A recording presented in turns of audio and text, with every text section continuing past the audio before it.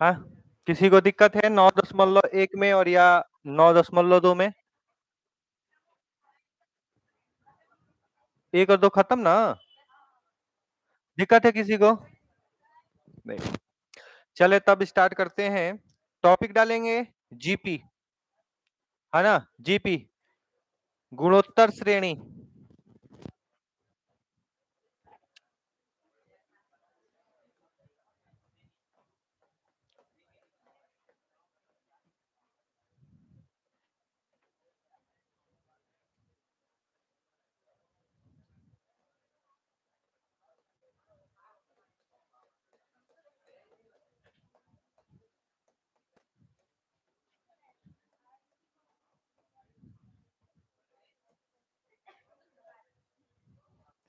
चले लिख लेंगे।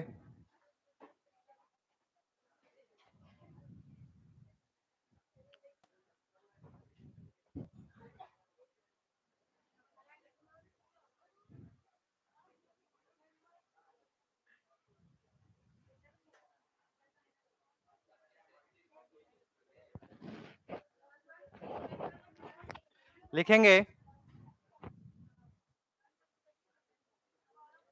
वह श्रेणी, वह श्रेणी जिसमें जिसमें पहले पद को छोड़कर, जिसमें पहले पद को छोड़कर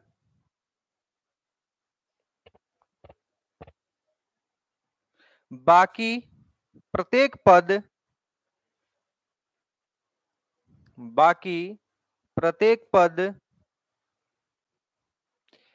ठीक अपने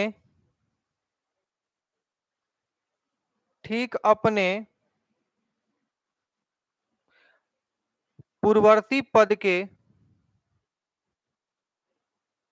ठीक अपने पूर्ववर्ती पद के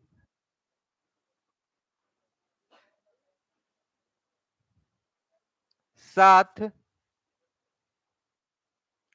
पूर्ववर्ती पद के साथ किसी अचर राशि,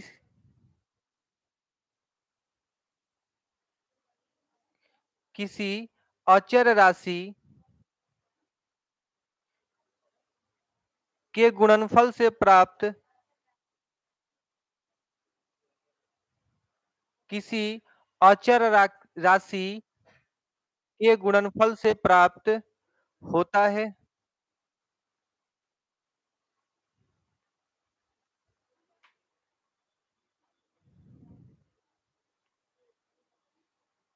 प्राप्त होता है। इस अचर राशि को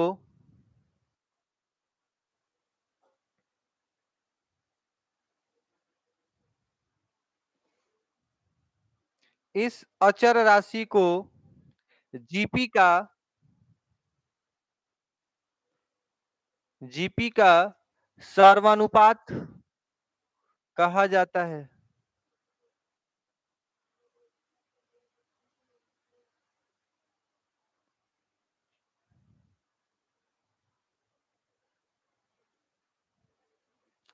सर्वानुपात कहा जाता है। नहीं, हाँ, सर्वानुपात, सर्वांतर सर्वानुपात, ठीक। सर्वानुपात कहा जाता है तथा इस श्रेणी को गुणोत्तर श्रेणी कहा जाता है, तथा इस श्रेणी को गुणोत्तर श्रेणी कहा जाता है। जैसे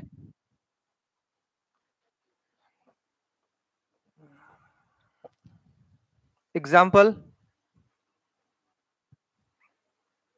2, 4, 8, 16, 32, ये एक गुणोत्तर श्रेणी है, जीपी है, ठीक ना? तो प्रत्येक पद से पूर्वोत्तर, हाँ, ठीक पूर्वोत्तर मतलब उससे पहले आने वाला पद में किसी एक अचर का गुना करके प्राप्त किया जाता है, पहला पद को छोड़ करके, यही ना? तो पहले पद में कितना से गुना कर दे कि 4 आ जाए? 2 से। तीसरे पद में 8 आने के लिए 2 से 2 से और ये 2 से। ये क्रम आगे यूँ ही चलता रहेगा। ठीक है? याद रहे जब आप जोड़ रहे थे, तो उसका नाम था अंतर, सार्वंतर एपी, है ना? और जब आप गुणा कर रहे हैं तो ठीक है? हाँ, सार्वनुपात जीपी। बात समझ में आया? चले। अब मान लीजिए ये ऐसे ना दे करके कभी-कभी आपको ऐसे दे देगा 1/2, 1/4, 1/8 ये इस तरीके से। तो इसमें कितने का गुणा किया गया है? इसमें गुणा किया जा रहा है 1/2 का। तो यहाँ पर सार्वनुपात कितना था? और यहाँ पर सार्वनुपात कितना है? लिख लेंगे।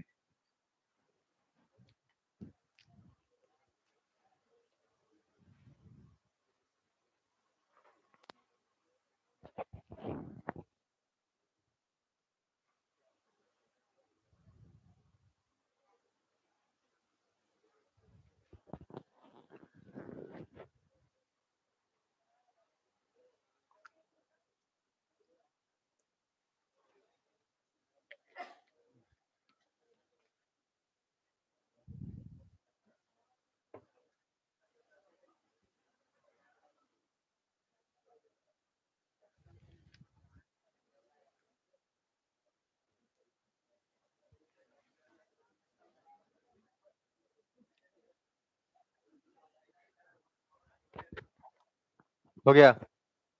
लिख लिए? अब लिखेंगे जीपी का व्यापक पद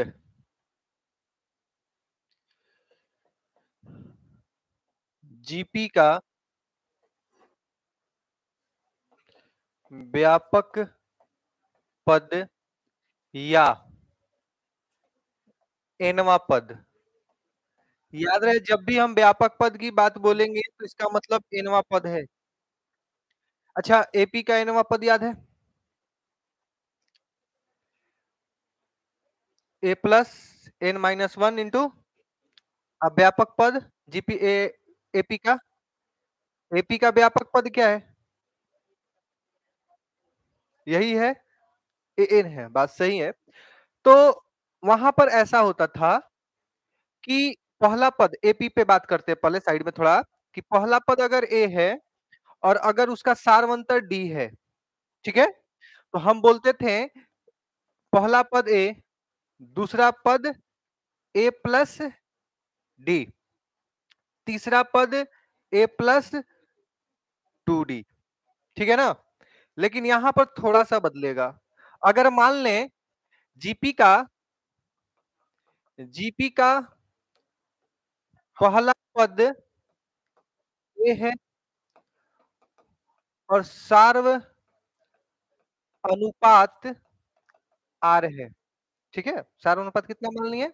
आर। तो ये जीपी का जो व्यापक रूप हो जाएगा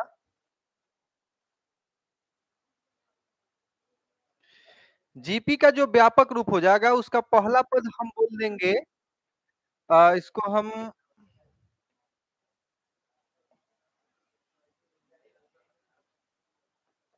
ए,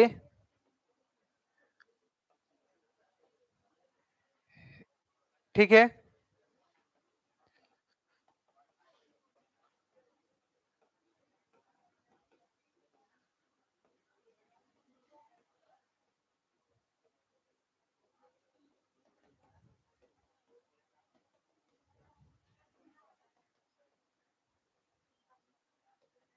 बात समझ में आया?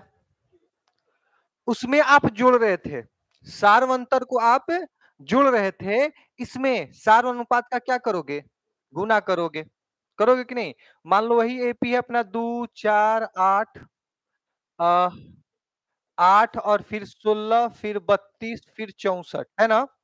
तो भैया पहला पद 2 हो गया, दूसरा तो 2 गुना 2 का पावर 1 लिख सकते हैं 4 को, ठीक ये 8 है, तो तीसरा पद अपना क्या हो जाएगा? 2 गुना 2 का पावर 2 हो जाएगा 8, चौथा पद 2 गुना 2 का पावर 3, 5वां पद 2 गुना 2 का पावर 4 आया?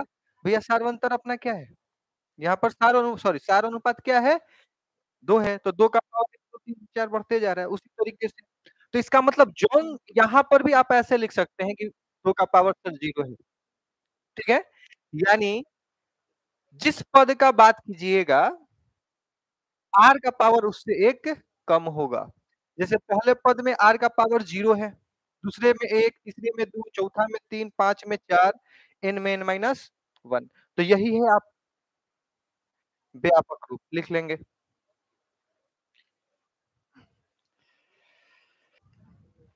इसे आपको L से या TN से भी मिलेगा लिखा हुआ। सीईआरटी क्या लिख रहा है ध्यान में नहीं है ना? इसे L या TN से रिप्रेजेंट कर सकते हैं।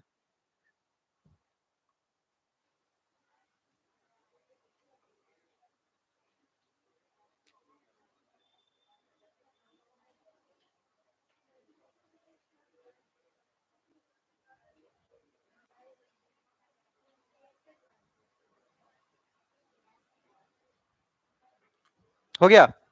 हटा दें? चलिए लिखेंगे जीपी के गुण जीपी के गुण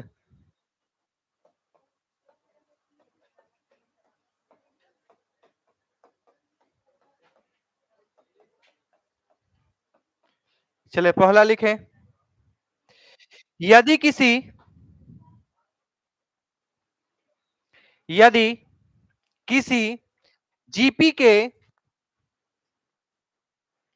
यदि किसी जीपी के प्रत्येक पद में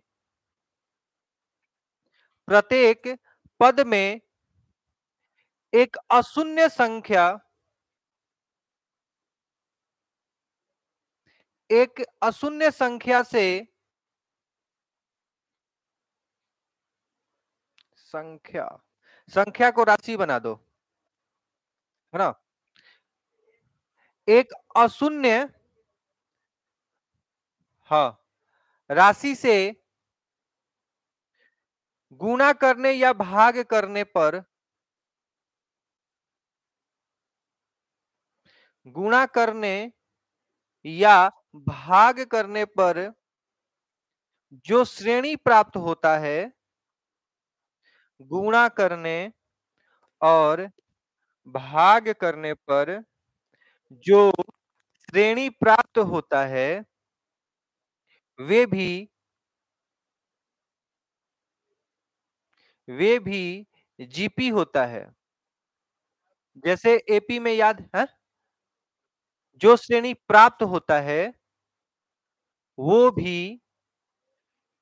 वो भी जीपी में होता है आप लोगों को याद होगा एपी में भी आप लोग पढ़े थे कि भैया जोड़ गुना कर दो भागा कर दो या घटा दो अगर जीपी में था एक फिक्स राशि से गुना भागा जोड़ घटाओ कुछ कर लो वो एपी ही रहेगा उसी तरीके से जीपी में भी है कि आप गुना करो या भाग करो वो जीपी रहेगा लेकिन एक विशेष बात है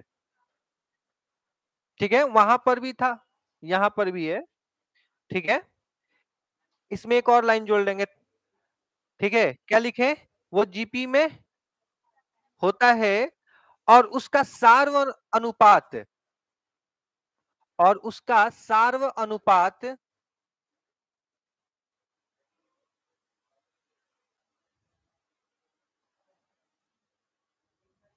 वही रहता है वही रहता है हाँ जी और उसका सार्व अनुपात वही रहता है जो जो दी हुई श्रेणी का है जो दी हुई श्रेणी का है जैसे कहने का मतलब मान लीजिए आपको एक एपी दे दिया गया ए सॉरी जीपी दे दिया गया A R A R square AR का पावर 3, 4 इसी तरीके से, ठीक है? अब क्या करते हैं, इसके प्रत्येक पद में एक राशि से गुणा कर देते हैं। मान लीजिए k से गुणा कर देते हैं। तो अगर इसमें हम k से गुणा किए, है ना?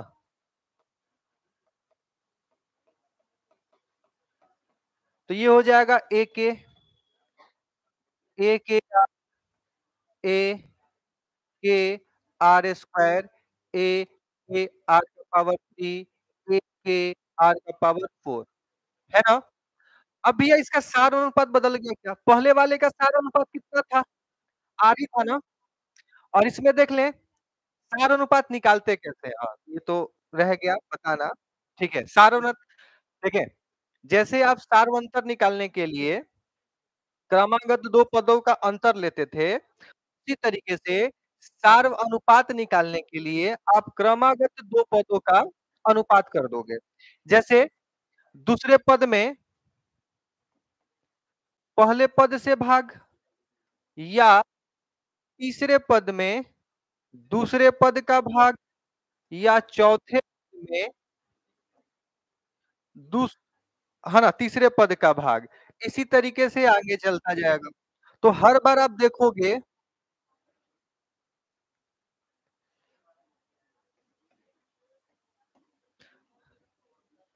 यहाँ 2 होगा। हर बार क्या मिला आपको? R यानी कि सार अनुपात में परिवर्तन नहीं होगा। लेकिन हो गया। अब मान लीजिए K से भाग भी कर लो। अगर K से भाग करोगे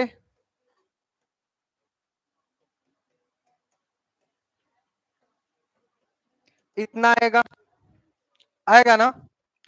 क्या सार अनुपात बदलेगा? अगर हम देखें कि दूसरे पद में पहले पद का भाग देना है, इसका मतलब ये है कि हम इसको इतना लिख सकते हैं, फिर भी सार अनुपात नहीं बदलेगा। लिख लेंगे इसको भी। लिखा गया? चलें लिखेंगे इसमें दूसरा। पहला नंबर था ना, 2 नंबर लिखेंगे। किसी जीपी के किसी जीपी के पदों के किसी जीपी के पदों के व्युत्क्रमों से बनी व्युत्क्रमों से बनी श्रेणी भी व्युत्क्रमों से बनी श्रेणी भी जीपी होती है।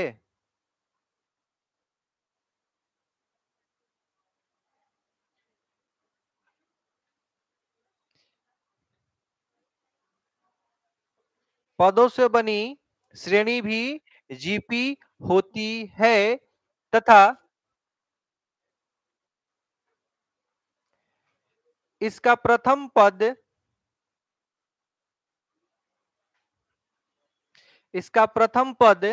एक बटा में ए और सार अनुपात 1/r होता है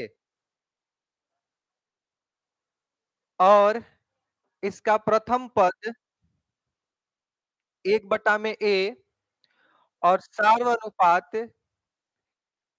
1/r होता है। जैसे ये एक जीपी लिखे थे, ठीक है? इसका पद था 2, 4, 8, 16, 32।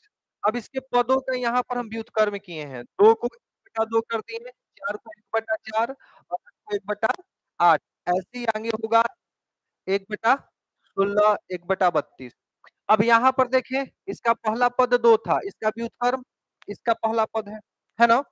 यहाँ पर सार्वंतर कितना था? सार्वनुपात 2 का था और यहाँ पर ये एक दूसरे का व्युत्क्रम है ना? यही बात बोलना चाह रहे थे। यानी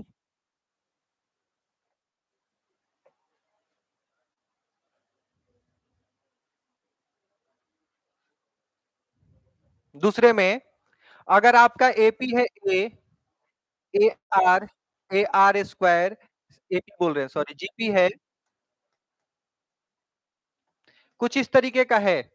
तो इसका जो व्युत्क्रम से बना श्रेणी होगा, वो 1/A होगा, 1 अह 1/AR होगा, 1/A स्क्वायर, 1/AR क्यूब इसी तरीके से आगे जाए और इनके बीच का जो अंतर होगा, अनुपात वो 1/R होगा, लिख लेंगे। चले 3 नंबर लिखेंगे, 3 नंबर यदि किसी यदि किसी जीपी में यदि किसी जीपी में प्रत्येक पदों की यदि किसी जीपी में प्रत्येक पदों की समान घात से बढ़ा दिया जाए, समान घात यानी पावर, ठीक है, समान घात से बढ़ा दिया जाए तो तो प्राप्त श्रेणी भी जीपी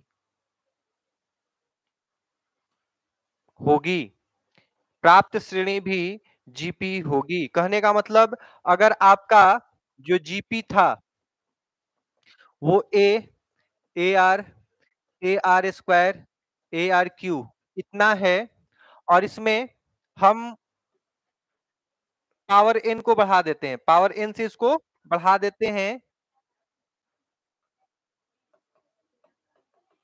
ठीक है, तो यानी a का पावर कितना हो जाएगा, मतलब सभी का पावर कर देगा अपने को, ठीक है, सभी का पावर क्या कर देना होगा, इसका भी पावर n कर देना होगा, इसका भी पावर n करना होगा, इसका भी पावर n होल पावर,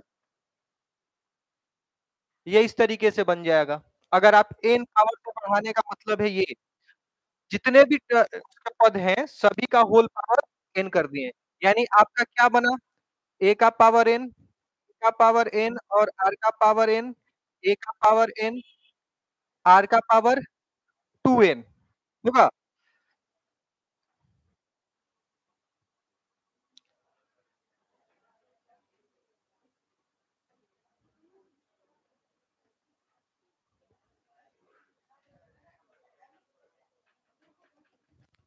बोले कोई दिक्कत, यही होगा ना, तो ये भी अनुक्रम एक क्या है,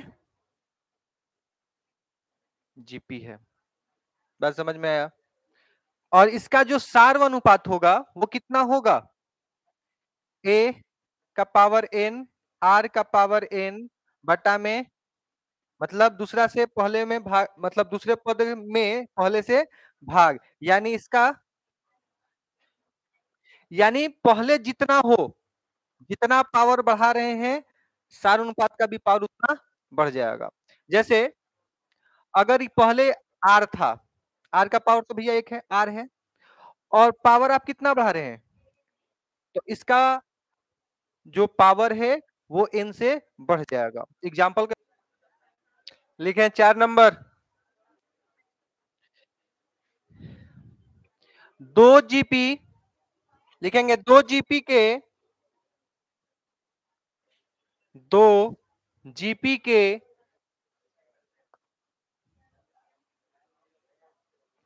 संगत पदों के, 2 जीपी के संगत पदों के, संगत पदों के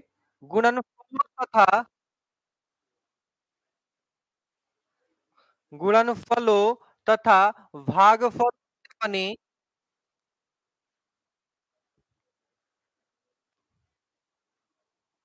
गुणनफलों तथा भागफलों से बनी श्रेणी भी,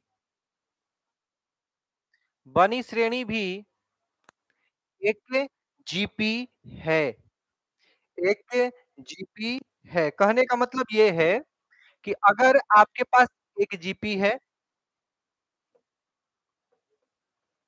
जीपी 1 है, R1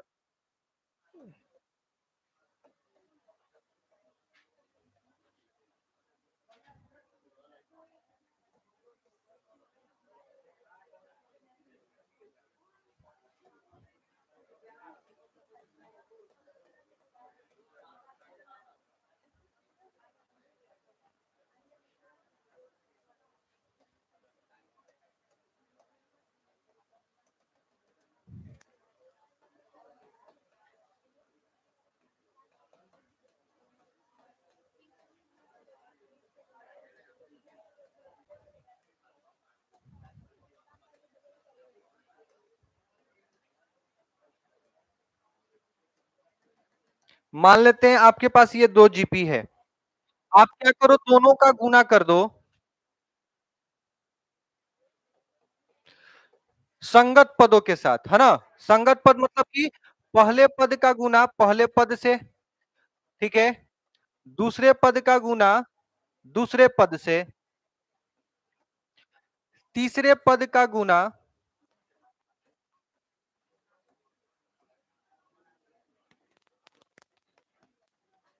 तीसरे पद से, चौथे पद का गुना चौथे पद से। तो ये जो प्राप्त होगा ना, ये भी एक जीपी ही होगा, है ना? जिसका सार्वंतर, सॉरी सार्व अनुपात, सार्व अनुपात R1 into R2 होगा। लिख लेंगे। कहा?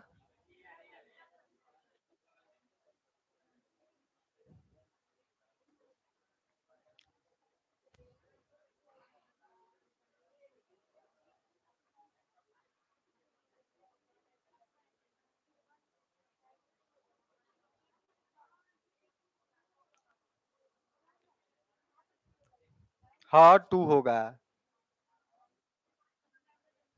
और कहीं है? ठीक है,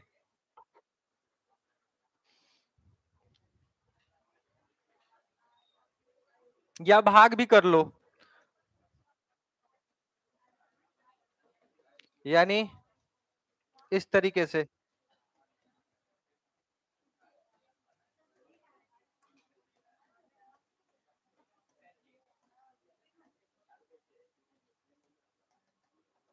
तो भाग करने पर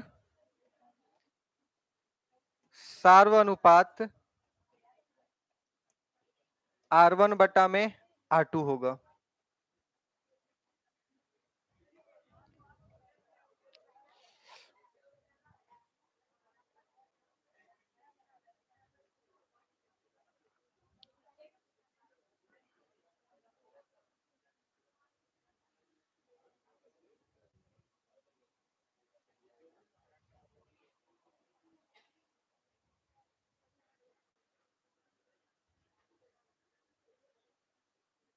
हो गया।